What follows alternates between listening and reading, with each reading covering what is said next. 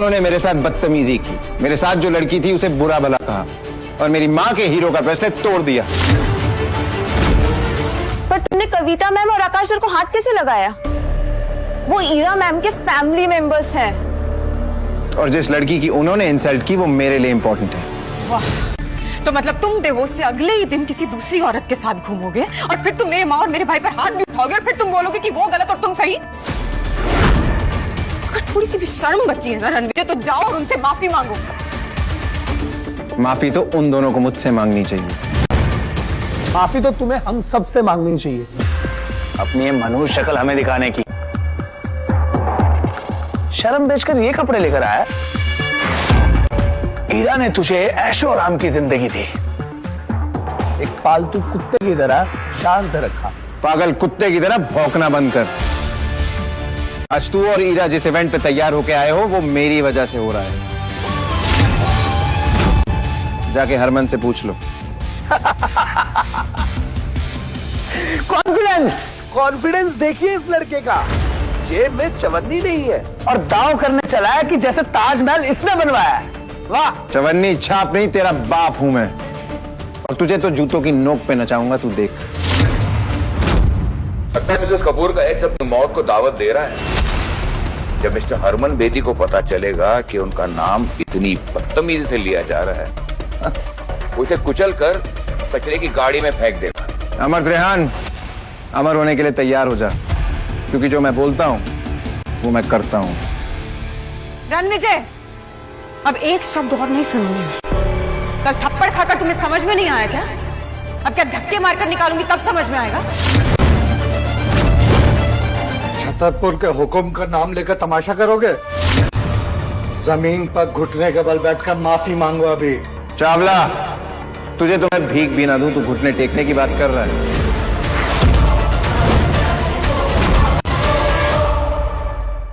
इस चावला जैसा बड़ा बिजनेसमैन तुम्हारी भीख के लायक नहीं है, तो मैं अमर त्रेहान इंडस्ट्रीज का मालिक इसके सपोर्ट में खड़ा होता हूं। बोलो अब। दो चींटियां हाथी के सामने क्या है, वैसे ही तुम दोनों मेरे सामने।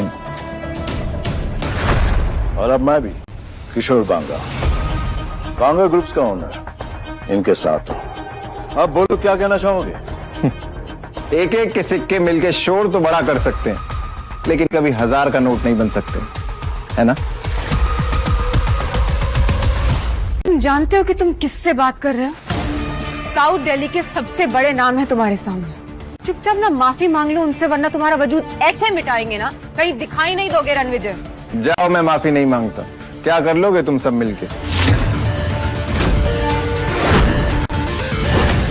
मैं भी इन तीनों के साथ हूं। और आज रात मिस्टर हरमन बेदी अपने साथ एक ऐसे शख्स, एक ऐसी पर्सनालिटी को लेकर आ रहे हैं जिनका नाम सुनते ही लोग थर थर कांप उठते हैं। अगर सिटी एम्पायर उस आदमी तक पहुंच गया तो पूरी साउथ दिल्ली हमारे कदमों में होगी। कहते हैं ना, खाली बर्तन बड़ा शोर मचाते हैं। कितना शोर करते हो तुम लोग। बस बहुत हो गया। आज से 13 दिन बाद तेरी 13वीं होगी।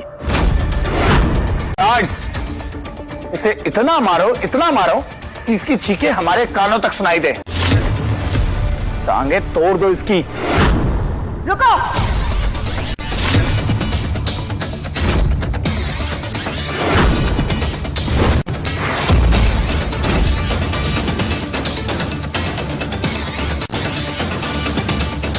तुम लोगों को पता भी है रणविजय सर कितने बड़े आदमी हैं?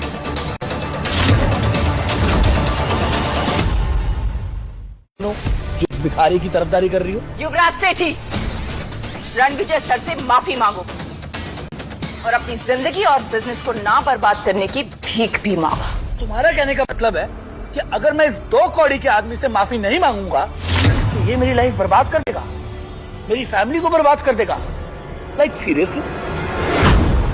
कोई शक? एक मिनट, तुम हो कौन जो इतनी बड़ी बड़ी बातें करेगा रणविजय के बारे में आके? सिटी एम्पायर की रूट्स पूरे साउथ दिल्ली में।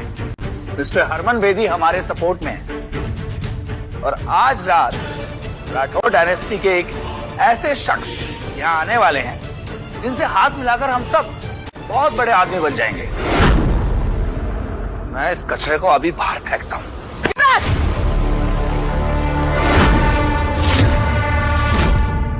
पीछे हटो। तू मुझे हाथ लगा रही है, मुझे?